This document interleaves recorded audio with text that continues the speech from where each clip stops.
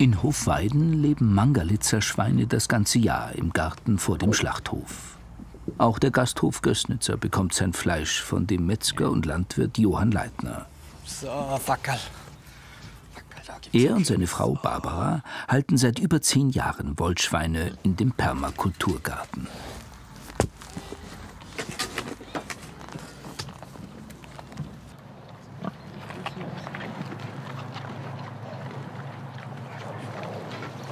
Und wie findest du das mit den Schweinen?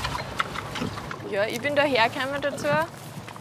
Und damals hat der Hannes noch verschiedene Arten von Schweinen gehabt, also verschiedene Rassen. Auch die normalen Hausschweine und die Mangalitzer sind eigentlich die Lieberen von allen Schweinen. Die lassen sich streicheln, die sind sehr gemächlich. Ja, sind eigentlich nie krank und sehr pflegeleicht, obwohl es so große Lackeln sind. Wo man auch ohne Probleme mit den Kindern reingehen kann, ohne dass irgendwas ist, das irgendwie beißen. Dass du die in diesem Garten hältst? Ich war schon fasziniert vom Gedanken von der Permakultur, dass einfach der Kreislauf zwischen Pflanzen und Tieren da miteinander zusammenspielt. Und genau, und so habe ich mal angefangen, dass ich einen Haufen Baum einsetze. Da habe ich meine Leidenschaften zu den Bäumen dann erkannt. Und, ja, und die Schweine sind halt auch recht praktisch, von dem her, weil sie alles fressen. Halt auch, gell. Jetzt kann man halt noch ein gutes Fallobst für die Äpfel verwerten. Und ich habe halt auch einen Haufen Nüsse und Eichen eingesetzt. Und Kastanien und Maroni, alles, was die Schweine halt ein wenig so mengen.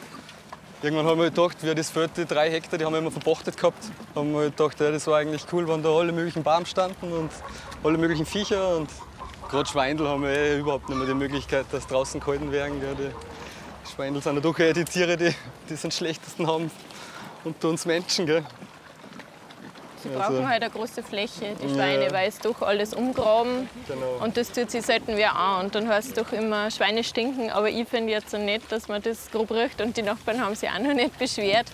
Da war schon die Angst anfangs groß, dass jetzt niemand mehr in der Siedlung wohnen kann, ohne dass er diesen Schweinegestank, wie man halt vom Stall her kennt, immer in der Nase hat. Aber das ist jetzt gar nicht so.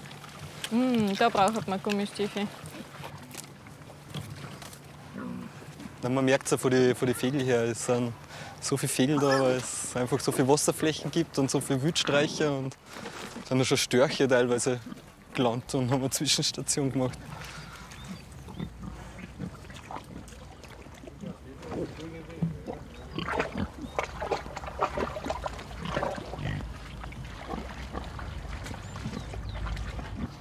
Im Herbst lässt Johann Leitner die Schweine in sein Topinambur-Feld. Das gehört nur die Schweine, das Feld. Ja. Da haben sie Platz genug. Ja. Da dürfen wir es jetzt dann ein halbes Jahr graben, bis zum Frühling. Ja, das habe ich damals vor 10 Jahren einmal angepflanzt und seitdem kommt er jetzt ja wieder. Da dürfen sie ein halbes Jahr lang ausgraben im Winter und im Sommer dürfen dann wieder ein halbes Jahr wachsen. Ach so, du musst dann nichts mehr machen. Und da brauche ich nie wieder was machen. Nein, da gibt es auch kein Unkraut nicht oder so, weil er wird doch relativ hoch. Gell. Jetzt stehen da lauter so Knollen in der Erde. Und die fressen es voll gern. Und das Topinambur, wie kann man sich das vorstellen?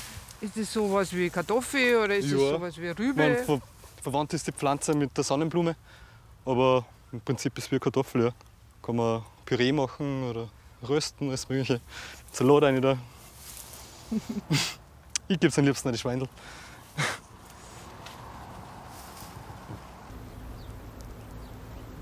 Das obere Innviertel hat viele Seiten. Weite Ebenen und sanfte Hügel, manchmal von Industrie geprägt oder voller Idylle.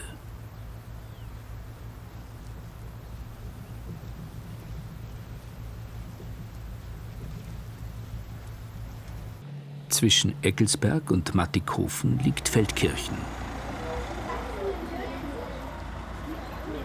In seinem Heimatort hat der Uhrmacher Johannes Eichberger seinen Laden.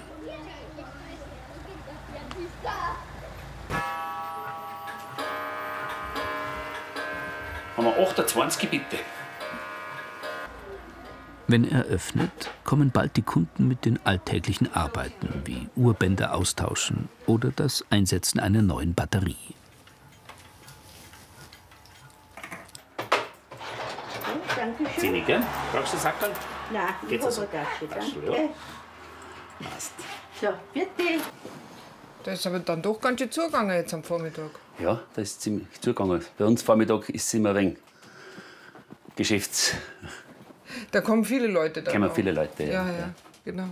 Und dann kommen sie gar nicht zu ihren alten Uhren. Das tue ich meistens nach Geschäftsschluss am Abend und in der Nacht, weil da habe ich meine Ruhe und da kann ich das dann mit Ruhe alles ausarbeiten und fertig machen. Und was ist das zum Beispiel? Das ist zum Beispiel eine Wiener Biedermeier-Uhr, ist um 1850. Das Seltene bei der ist, dass da die Figuren, meistens sind Alabastersäulen, aber die hat da die Atlanten, wie man es auch in Wien, vor die Eingänge sieht da die. Atlanten heißen die? Ja.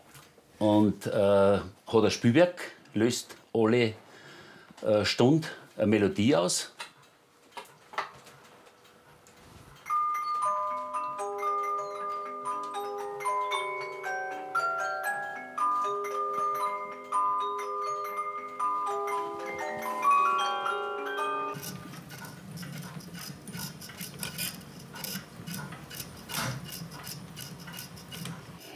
Da habe ich zum Beispiel eine Taschenuhr, da ist das Zahnrad kaputt gewesen. Und da habe ich ein altes gehabt aus meinen alten Beständen, da wo die Zähnezahl passt, aber der Durchmesser ist zu groß. Jetzt dann kann man das mit der Finiermaschine, heißt das, kann man die Zähne mit einem Fräser kleiner wälzen. Das ist eine Wälzmaschine. Und wie alt ist diese Maschine? Circa 150 Jahre. Und geht immer noch? Geht immer noch, ja. Sehr gut sogar. Ohne technische, weiß Gott was für elektronische oder.